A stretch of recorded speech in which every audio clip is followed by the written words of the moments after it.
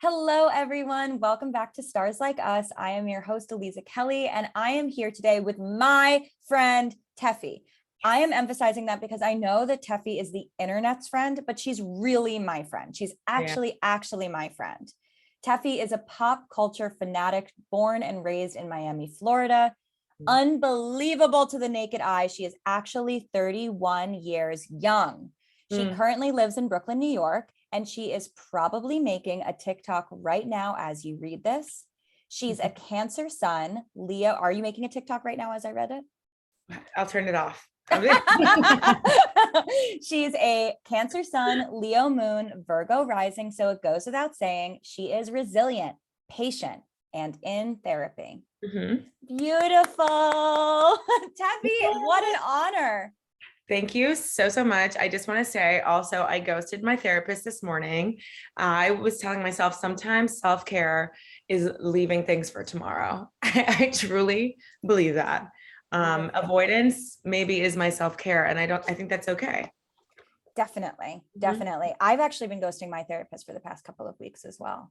So, oh my God, what is it that you don't want to talk about that you would rather talk about with me? Listen, Cindy, if you're listening to this, Eva, I think that maybe us not ever meeting in person has finally caught up with me.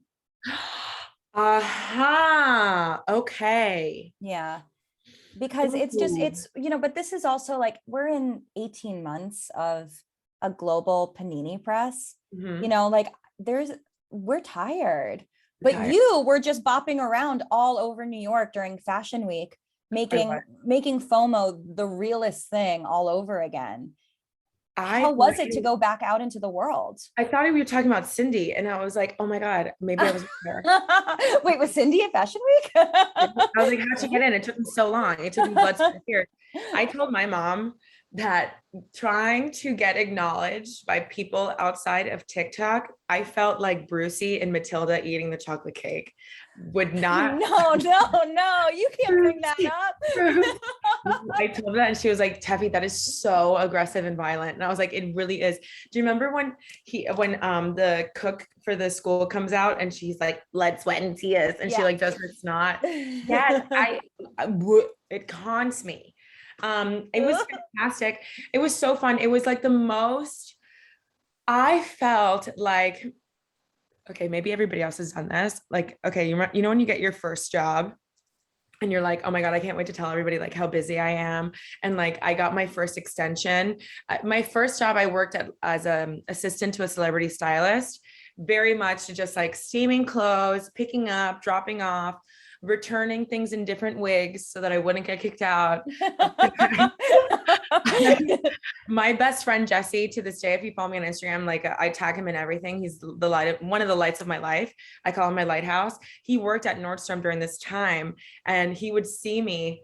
He says that he would see me in Nordstrom and that I looked like Kristen Wiig in Bridesmaids. Like, it's me and Miss Iglesias. Like, I was like, get away from me. You don't want this return. So I was super excited to tell people like how busy I was. And I feel like this Fashion Week was kind of like, I'm exhausted, like there's so much going on. But I definitely learned my lesson because I have one of my friends, her name is Cindy, and she owns Chill House, and Chill House is like massages and like not my therapist, Cindy. No. Different Cindy. I mean, maybe. I don't know. She's very nurturing. She's so cute. Her husband owns the Garrett and like Kind Regards and like those kind of clubs around New York, but she owns Chill House and she does like massages and it's like a beauty bar. It's like a fun beauty bar or whatever. But she's like one of the OG like influencers, right? And she owns Bandits in on Christopher Street, like in the West Village. So she was telling me I whenever I do Fashion Week stuff, I'll only do like 3 events because if not, it's just exhausting. It's taxing, it's social, it's work. And I was like nodding and smiling, and because I knew I booked nine of it. So it was my first week with my assistant, Millie, who's an angel, but she's what a terrible week. I was sending her to the city to pick up clothes for me. I was picking up clothes from a showroom and I was working with a stylist, but the stylist has like Lyme disease or something. And she like couldn't get vaccinated. So she couldn't come to New York or whatever. She just said, I can't come. And I said, okay, just tell me what to do, please. I just can't deal with this. And then I also was doing like brand deals during that time through TikTok and Instagram, which are so fun for me because I get to Steven Spielberg my own ads. I just did one. I just did one for DirecTV because DirecTV has a stream, which is basically my dream come true because I get to watch Catfish, like new episodes of Catfish, which is my blood type. I die for Catfish. Neve, if you're listening to this, like I would literally do anything. I would do anything. I would do anything just to crack a case with you. Olivia and Elliot, I would love to do some Law and Order Catfish with him. And they have all the teen moms that I've missed out on. The way that I feel about Teen Mom, I look at the TV and I'm like, you can't go to prom. The baby has a fever. Like I scream.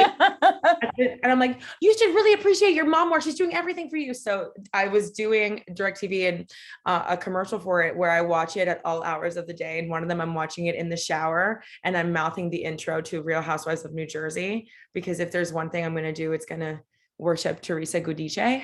Yeah. She's so important. She's so important. Such an Have you seen her new forehead? She has a new forehead. No. She got laser hair. Okay. If you look, okay. So there's this like rule, right? That somebody told me in middle school that I follow. Your ear is like the size of your nose, which is like the size of your forehead, right? Can I search forehead and it'll come up? Yes. Teresa Giudice, small forehead. Wait. I think I'm seeing fake pictures. Like, I don't think you are. Wait, what am I looking? Is it bigger or whoa, what am I looking at? It's tiny. Wait, no. This is real? Yes, This isn't like real. when somebody puts like a fake head on a porn body. No, it's real. But do you know what else I discovered? My cousin loves the cousin that was here last week that I was just telling you about off cam. She loved the Jonas Brothers and she told me something so like my bones started shaking. Did you know that Nick Jonas has 3 front teeth? No, what's going on? What is going on? This is overload for me. Overload. I am still trying to process what I'm looking at with this forehead. Are you sure that I'm looking at the right image? Because she has no forehead anymore. She has this big of a forehead. It's like it's an inch or an inch and a half. She already had a really low forehead. But now she has laser hair removal. So she has like a little bit more of it's like a Kim Kardashian. So now it's a lot better. But when we first met Teresa, it was very much eyebrow meeting hairline, tiny. Yeah. Like my sister also has a small forehead, but she has like a cute little button nose. She has like a great chin. You know what I mean? So she looks like very like cutesy. Teresa though, just looks like I got Botox done. So I can't even do what I want to do. I can't make this happen. I can't make this face happen. Like I've always been really envious of little foreheads because I have I have a 5 head. No, you don't. I do. And so I was Googling myself because that's a normal thing to do. And I saw that when I Google myself, forehead comes up. Aliza Kelly forehead. So people Google it. Do you know what comes up for me? What? Age. That's good. They want to know. They want to know. You're so relatable. They're like, how can I be Tefi by the age that I am her age? That's why they're searching age. I need to say something. So, and I'm just going to go ahead and say it. So this is a safe space. Thank you. I think when I was younger, we all have this. How old are you again? You're my age, 32, right? yeah. 32. Right. Cool. So have you seen my TikTok where I told someone on TikTok once that I used to have a pager and they asked me if I was a doctor. And I was like, no, I was a 5th grader. Oh my God. I love that. Oh my God. Were you a doctor? As if you could have been a doctor in the short life that you've lived before you are where you are, that you've gone to medical school, had a successful practice where you had to have a pager on call. Yes. I could, I was like, how old do you think I am? Absolutely. Pages were so complicated, but anyway, I wanted to say something. Oh, when I was young, when I was like, I still am young, but like 21, 22, I feel like as women, we do feel like this like clock is happening, but not a biological clock, but it's like, if we are going to be public figures, we really want it to be when we're young. Because when you're older, I feel like you're either a Hadid or you're Ellen DeGeneres. Like there's no in between, right? So when I started doing this like YouTube show, I was like, I'm glad I'm 29. It's like a few years ago. I'm glad I'm 29 because no one would want to hear like advice or anything from a 22-year-old, right? But then when I started going to these events, I was like, oh my God, am I going to be like the old girl in the room? But not at all. If I was 22, I would be wearing the most hideous shit. The things that I wore when I was 22, 21, how do I get the website the whole platform of Facebook down? That's something that I really need to invest my time in. I would really like that to just crash. I had bangs that were so oily that I looked like Winona Ryder in Beetlejuice. Like so oily. So now that I'm 31, I weirdly, it was like looking at photos of myself and I was like, I think this is the hottest you've ever been. I think my dad used to say, because he's, listen, Brazilian, machismo, I think he meant well, but he's like, you have to work on your personality because women peak at like 23, 24. So you have to be like funny and smart. And I'm like, oh my God, I don't think I'm either. Like, I was like, oh my God. I mean, wow, what a problematic thing for a father to say. I think he was trying to say something for like trying to be like, I think he was trying to say like, don't count on your looks. But I was like, dude, I'm 8. Like you could have. What are you talking about? Like I was a child. So that is like, I was very aggressive. Like I could feel, what's that movie? Like in The Sixth Sense when the balloon pops at the funeral, like that's how I felt. Like my balloon popped. I was like, what do you mean? So you should have seen me on my 24th birthday.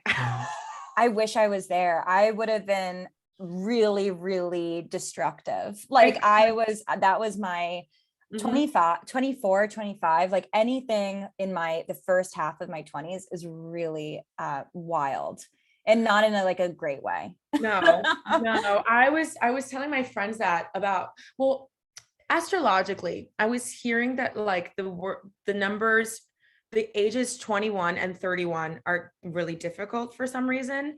I'm not sure if that's true, but I think that for me personally, the years like 25 and 26 were the hardest years for me because this idea of like, oh, I only have 5 more years, but I don't know 5 more years till what exactly. Well, it's really interesting because I also felt in my 20s this sort of like existential countdown to 30.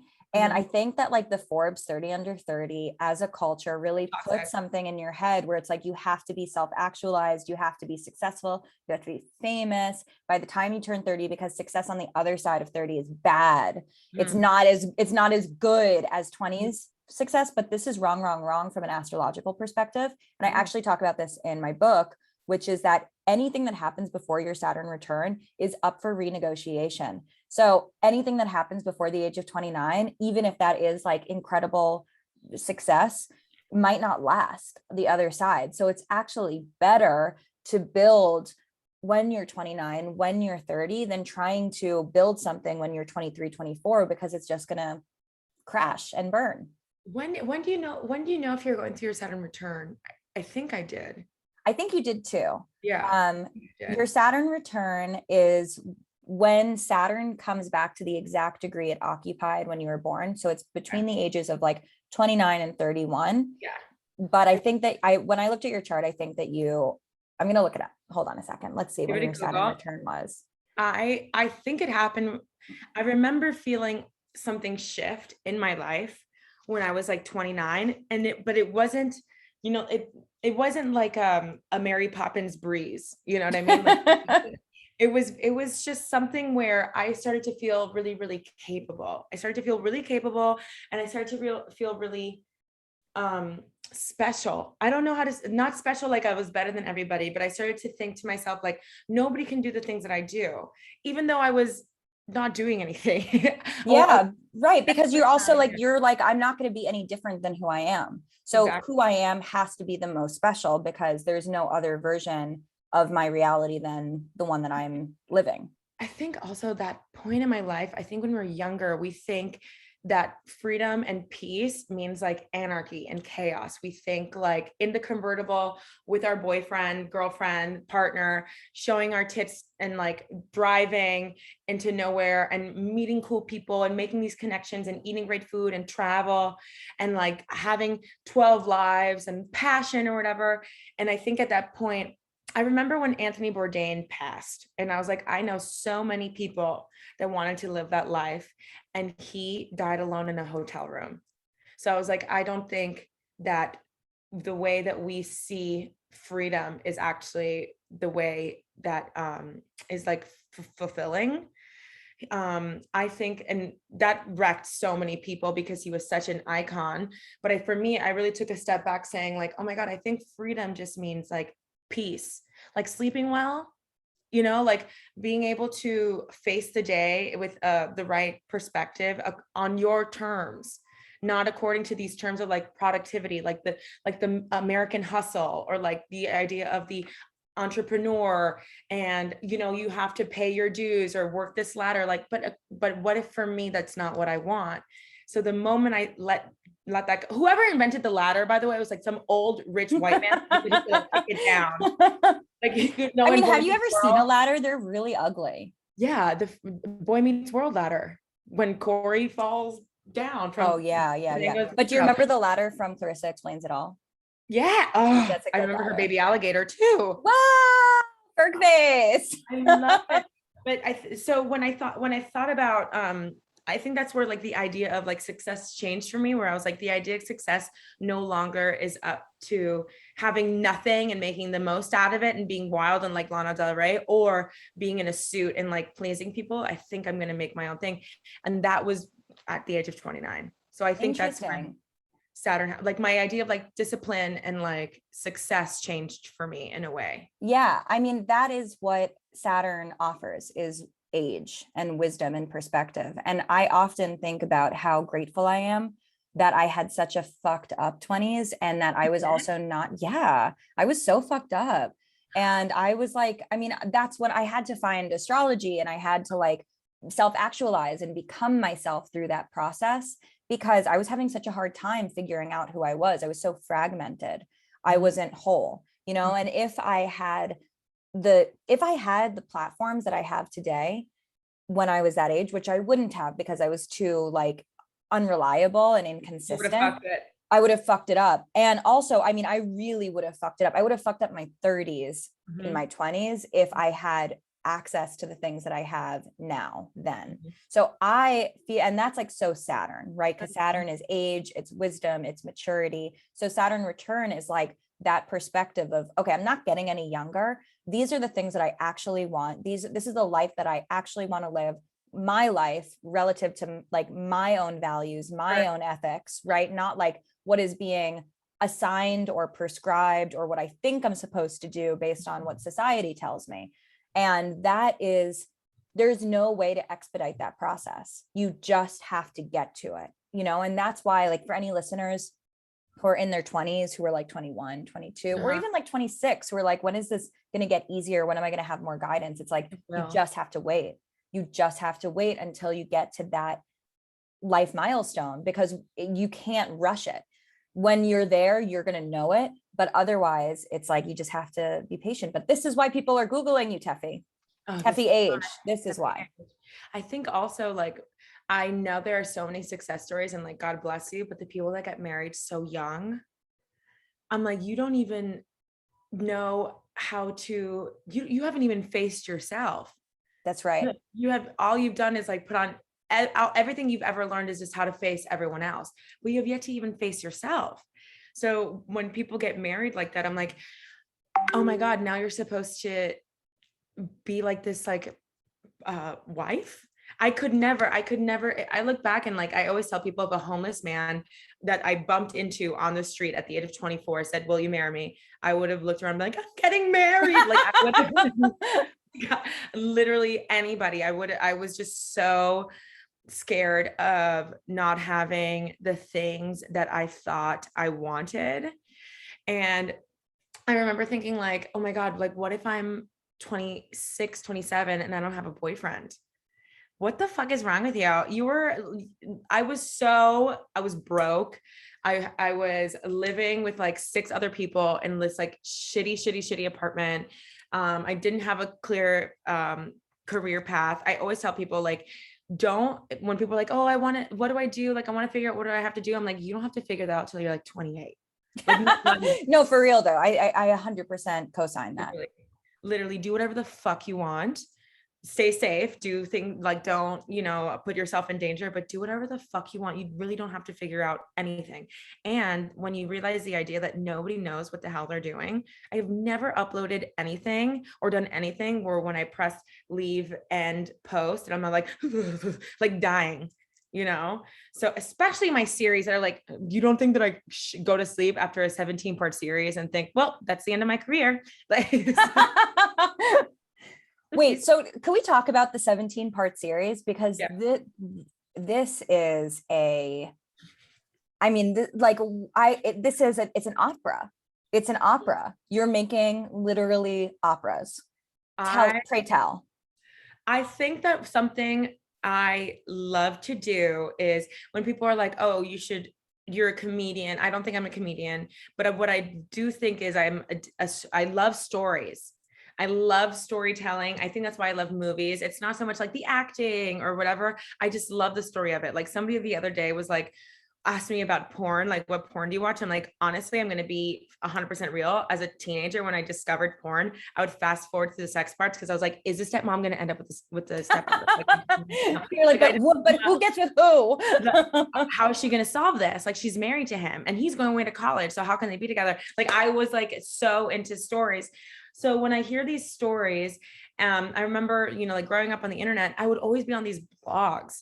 I would discover these blogs, like whether it be Tumblr, whatever, Lipstick Alley, so many different little things. And then also like blogs dedicated to certain celebrities, not just like general ones, and Reddit, and it's crazy. So there are certain things that I remember that I'm like, wait, this is such a like pivotal part of the story and no one's talking about it because nobody today can have like any opinions on anything.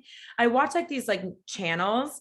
I grew up watching E, but now I watch Access Hollywood or E Entertainment Tonight, or even like the YouTube shows that I used to watch. And like, even with the Met Gala, like everyone is so scared to say best dress. They just put everybody on best dress. It's like very weird to me. I'm like, you and I both know that woman is not best dressed, So I was like, no. I have an opinion. I really want to talk about it.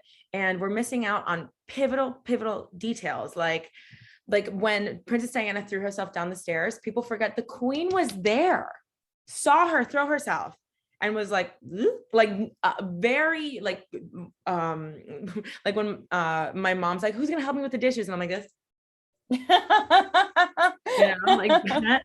So there are certain parts where I think if we're gonna talk about a person, we're gonna talk about the whole thing. Like I'm gonna be honest with you, I have it written down and everything. I do have a series ready to go about Charles and Camilla, and the story of it is heartbreaking. It's 2 people that were in love with each other that could not be together. It's just the price. They did not pay the price for it though, the way that Princess Diana did, obviously. Right. So, but a part of me, I'm so mad at him, but I know that the story is extremely painful. It's a horrible story. How basically his family, he was like, this is the love of my life. And his family was like, like, look at it. And Princess Margaret was like, yeah, I've been there, done. Everybody in that family, even Prince Charles's sister, I think her name is Anne, notoriously had terrible affairs during her marriage. But it was just this thing where Charles was not having affairs. He was just in love with this one person, you know? And but the idea of like sending empathy towards them, I'm still so angry that I don't know if I can do it. But it is a wonder. Literally every movie I've ever watched, I'm like, if this isn't about two people who are in love that can't be together, I'm not gonna do it. You're like, that's the only genre for me. I love That is one of my favorite genres personally, is when somebody comes from is like a fish out of water genre. Those are my favorite genres, where it's like they have to acclimate to their new environment and everything's wacky and like they're so uncomfortable and awkward. That's like, my personal favorite genre. Under the Tuscan Sun. Yes. Oh yes. Yes. Tuscan Sun is my favorite. Also, I would say that like a lot of things fall into this genre. Like Never Been Kissed falls into this genre, you know? I feel like the genre covers a lot of ground. Even Ratatouille. Definitely Ratatouille. Absolutely. I mean, a lot of the Disney movies are like fish out of water principle, you know? Yeah. Even fucking Beauty and the Beast. I mean, Belle came into that castle, like, you know, here's someone who isn't expecting the chandeliers and to start singing, you know, that's fish out of water to me. Do you know what I would give for my armoire to tell me I look beautiful and throw me an outfit? But what's the deal with that castle and all the enablers? Have you thought about that? Well, the enablers for the Stockholm syndrome? Yeah. Yeah. Absolutely was the nicest prison I've ever seen. It's a castle. It's a castle. People are cool. I think that the feather duster was like how Disney can make a feather duster fuckable is like, I know it honestly is like the sexy inanimate object ever. But I feel like with these Disney movies, I see the clear intention, like with the Little Mermaid. I love the Little Mermaid, but she literally loses her voice. But she literally signs a contract. Right. Like the story is read the fucking contract. To me, that is the moral. And in the real story, I think like fishermen net her and kill her. Like I would believe it. I think in the actual story or whatever, but it was a warning. The real story I believe to be, if I remember correctly, like a warning about men. Like I think it was kind of like a stay to don't go chasing waterfowls. Stick to the river like that you're used to. You know? Which Beauty and the Beast, I think it's like, oh my God, I know that they get married in the end and stuff, but oh my God, was it worth it? Okay, hot take. I think that Gaston is an incredible character. I have always found Gaston to be, I want to be friends with Gaston. I don't necessarily want to be married or in a relationship with Gaston, but I feel like Gaston really entertaining. I'm like all of those eggs in one go. I found that to be impressive. No. I did. I found it impressive. How's the song go? No one laughs like Gaston. Do you know that how many times my cousins and we just start singing bonjour, bonjour, bonjour, bonjour, bonjour, bonjour. I love Disney. But looking back, a lot of what I wanted, like Gaston, absolutely, I would have him as a booty call on the side, 100%. Yeah. But I would be like, he would start talking. I'm like, why are we doing this? Why are you using a little mouth? Okay, so Gaston was also fish out of water. I mean, Gaston clearly did not want to be in that small provincial town. He wanted to be in Paris. You know, like he wanted to be straight up in Paris, international. He had big dreams. So I think that he was just as trapped as Belle. I think when I think about the most, the recent Disney movie that I love, that I can watch 100 times over, is Brave. I've never seen that. You never seen it? Mm-mm. Well, it is about mommy, and I am a mommy's girl. So it is about not so much dad. The dad is there. The dad loves his wife or whatever, but basically it's about, she's a teenager and she hates her mom. Like, hello. Aww. And she accidentally she actually does something that she didn't mean to do and puts her mom into a lot of danger. And has to kind of protect her it's so layered. I saw watching that movie, but I watch it because all of the other ones, it's not so much about the happy ever after is about more family than love or something. Like Up, the happy ever after, she doesn't rise from the dead, but he does find comfort in being more vulnerable, more soft. And I think, honestly, when you think that you killed your mom, but everything turns out to be okay. Spoiler, hello, it's Disney. What do you think was going to happen? Like very comforting. So I think the new age Disneys are a lot better. Inside Out. If I had that as a kid and I knew that have you seen Inside Out? No, You haven't? no. Oh my God. So there's a control panel of feelings and it's in this little girl's brain, like Osmosis Jones. But as she hits puberty, so there's fear, anger, joy, and sadness. So as she gets older and puberty hits, her interests start to change and her dashboard of feelings get like scared. Oh. And then there are feelings where like she's moving away or she's like graduating. So her feelings that are coming in like these little balls are like mixed with sadness and joy, like bittersweet memories. And it starts to freak out the body. So it's a great way to explain to kids about how sometimes you can be scared and excited. Like, you know what I mean? Or you can be scared and sad, or you can be mad and. Oh, I love that. So the complexity of the feelings, or like growing up doesn't mean that you're like changing. It just means like maybe like leaving an imaginary friend, those are like natural things. And kills me when you said earlier off camera how your mom used to say like sorry, like, oh no, bad to things. Brave Little Toaster fucked me up in such a way. I did watch that a lot. I can't throw anything away. Yeah, I mean the dumpster. What a lamp scene. I've had since college. This stupid lamp. It looks just like the lamp in I Brave know. Little Toaster. Yeah, My you mom's can't like, throw that away. my mom's like, why don't you spray paint it yellow? I'm like, are you trying to kill me? Like, I got an electric gun. And the more stuff I get, I'm like, welcome. Like one of my friends said that when he was watching TV as a child and he'd make a fort, he'd use all the sheets in the house and his mom would yell at him. And she'd be like, what are you doing? He's like, how can I leave one behind? It's because of that movie. I know. I mean, that movie I do think about that a lot. I think about the Brave Little Toaster. I think about those vacuums, like rolling through with that energy. I think about the chorus, like I think about the fact that they were able to harmonize like that. Oh my God. I also think about Ferngully a lot. I think about Ferngully probably every day.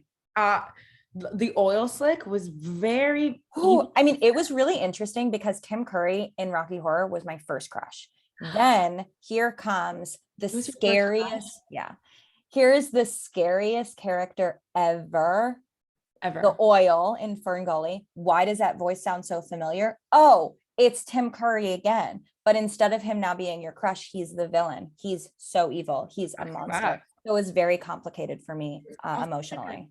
It was like sexual too. I can't explain. Well, yeah, because it's Tim Curry. So it's still Tim Curry sexuality. Yeah. But now it's like right when he's like on it and he's like, hit me once, hit me twice. So like, it's like too many emotions, too many hormones overload for a child. When the fairies are like, can't you feel its pain when they touch the tree? I would do that in elementary school. Oh, you're a little cancer queen. I'd be like, can't you feel its pain? They're like, no, Tefi, and we're playing dodgeball. It's your turn. And go hit the ball. Oh my God. Well, honestly, I feel like those movies, like there are certain movies that weren't Disney. Like, do you remember there's Ferngully? There's like the Adventures Down Under. Oh, like, yeah. Do you remember that little song they sing in it? Yes, but it's very faint. They're not as strong as the Disney memories. I think. Okay, this is a deep cut that no one remembers, so I hope you do, but if maybe a listener will. Do you remember Brave Little Nemo not finding Oh my God. Nemo? Yes, in the bed. The nightmares. Nobody remembers this. When I say Brave Little Nemo and they're like, he's not brave. I'm like, no, I understand there are two little Nemos, but one of them is brave. They're both brave. Right. One of them is not a fish. One of them is a little boy. With the And dream. it's like with the nightmares. Do Yes, you with the remember nightmares. that with the nightmares remember- seeping through the castle? Yes, it was horrifying. I remember also, a lot of people don't remember Sillyville. It wasn't a cartoon, but it was about this like basset hound that takes a stick, and these two kids get lost in different colors of the rainbow. Oh. And I remember one was like oh my God, it was, please look up Sillyville. I will. And I had a basset hound.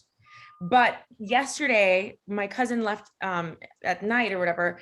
I showed her Labyrinth with David Bowie for the first time. Oh, it's I know, so I've good. never seen it because she's also, her and I were scaredy cats, but my dad made the mistake once of like, he was doing something. He's like, just sit down and watch this.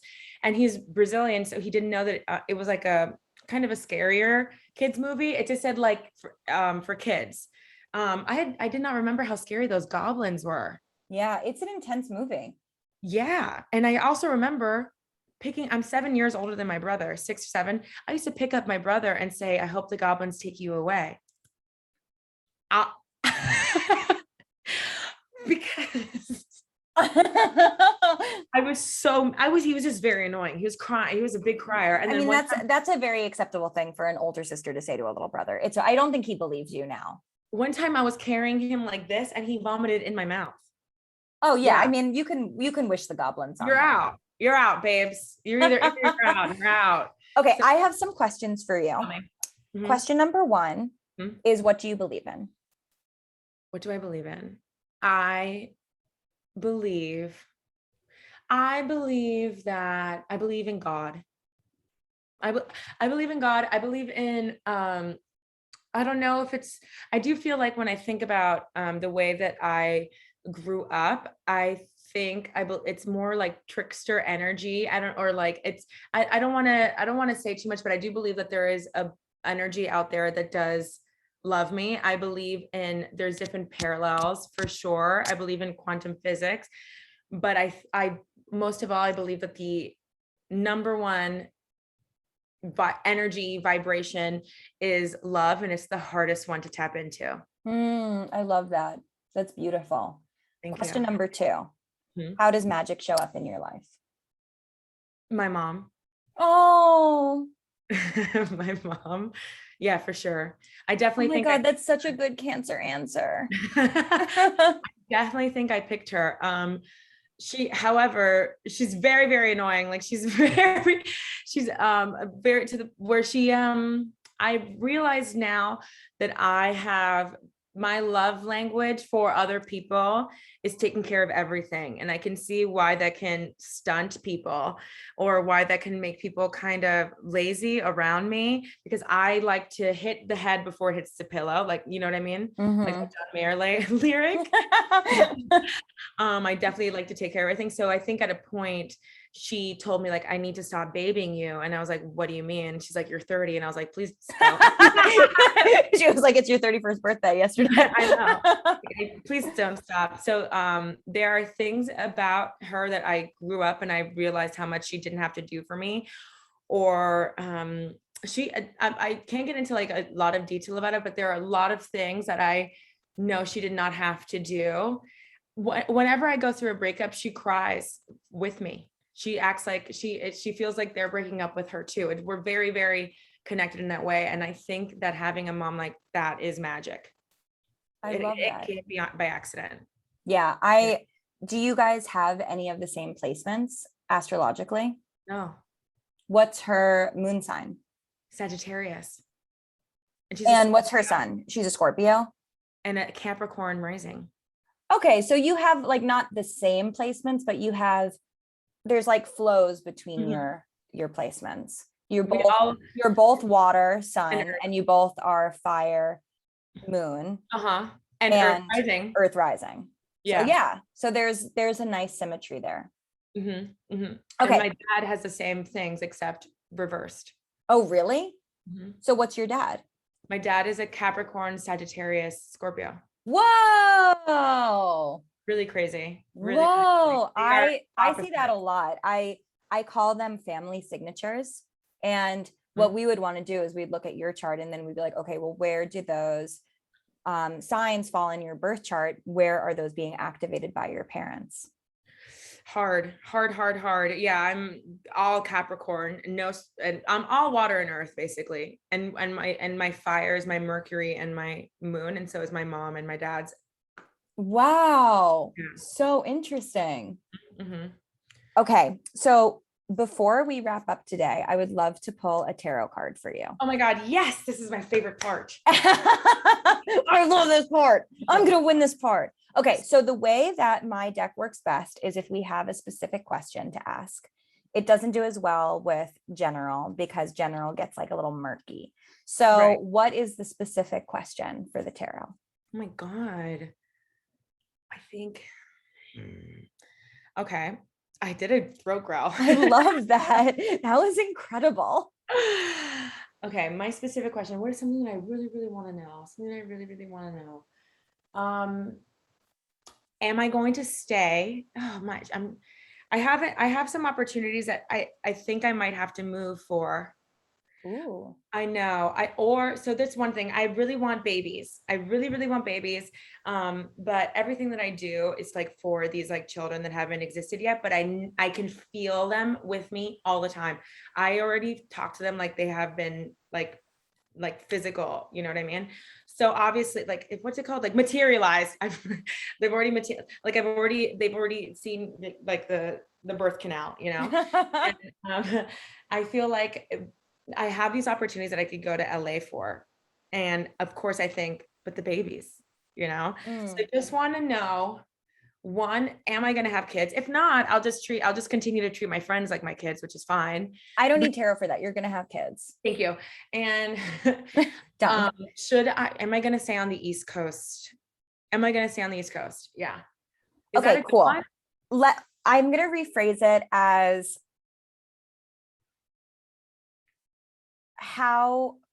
because I think that, well, one, we know you're going to have kids.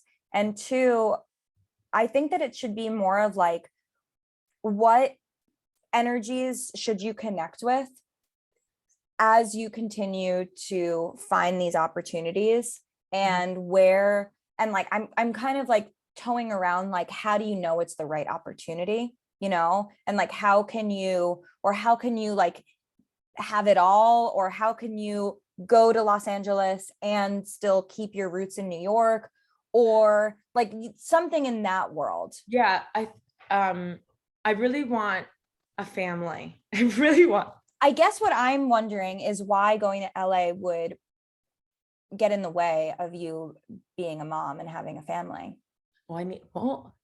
The LA has some good schools. I've looked up the schools. They do. They have wonderful schools. Wonderful schools. But you know, I'm an East Coast girl. I'm from Miami. If I go to LA, everything would be new, but it's really exciting. But also like, I know that being out there is really hard. I think like, my friends that date out there, it's like they're a lot of PTSD, babe. It's really, yeah, I did have that too, but I was in my 20s. I think it's different in your 30s. Right. So I guess I'm trying to say is, when can I expect stability? Oh, is that a good one? It is a good one, but it's still medium good. I feel like we could still massage it. Okay. How can you create stability within motion? Okay, I love it. Okay, is that good? Okay, and then we'll pull a card and it'll clarify what that is, how to do that for you. Okay, do you want me to work with pile 1, pile 2, or pile 3? 2. Solid. Crazy. Have a. Oh yeah, of course 2. 2. Duh. Per the earring. I love it. Okay, so how can you create stability within the motion? Ooh, this popped out. Okay, so we have 7 of Cups. So the interesting thing with 7 of Cups is that there are lots of different options. As you can see, there's some that are really phenomenal. There's like this, cup of jewels. There's this wreath of success, but then there's also like this creepy snake and this creepy dragon and this tower that looks good on the outside, but we see later falls apart. So there's lots of different options. There's lots of enticing things. There are some things that seem really attractive and really like promising, and that might end up not panning out in the way that you wanted, or the things that don't seem as solid are going to end up actually becoming very fruitful opportunities. So what this sort of indicates to me is that there's the way to stay grounded is to sort of really maintain your perspective on everything and to keep yourself really sort of like, you know, have good friends around you, good advice, good opinions, good astrologers and tarot readers, good therapists who can help you work through all of the different opportunities you're being presented with so that it doesn't end up sort of like, you know, overtaking you and then you get pulled into something that turns out to be a disaster. So long as you have good people to help you process things with, you are going to be grounded. Yeah, every time I get the Seven of Cups, I always can feel like someone's telling me like, that's life, babe. Like, that's life.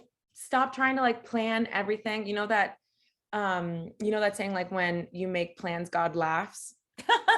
No, I don't, but I love that. What an attitude. How hurtful is that though? Okay? Yeah, Like, rude. so rude, but kind of like enjoy the ride. Whenever I feel like when I see the Seven of Cups too, I can feel myself trying to put an egg in each basket.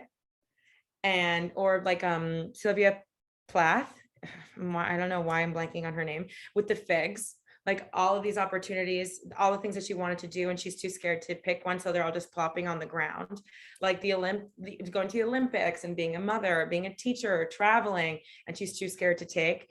So I feel like I feel that way a lot.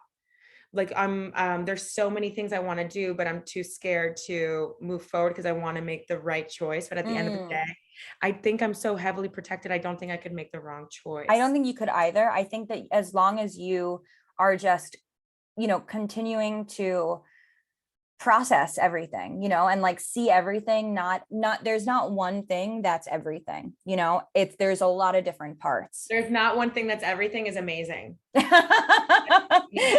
everything. That's everything. Everything is everything. It's never one thing. Yes. I love that. I love you. Tefi, where can we find you and continue to connect with you?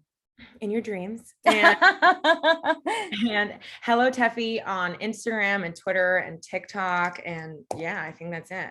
Well, we can't wait. We are on this train heading to California or wherever you take us. Thank you so much for this lovely interview, for this lovely time.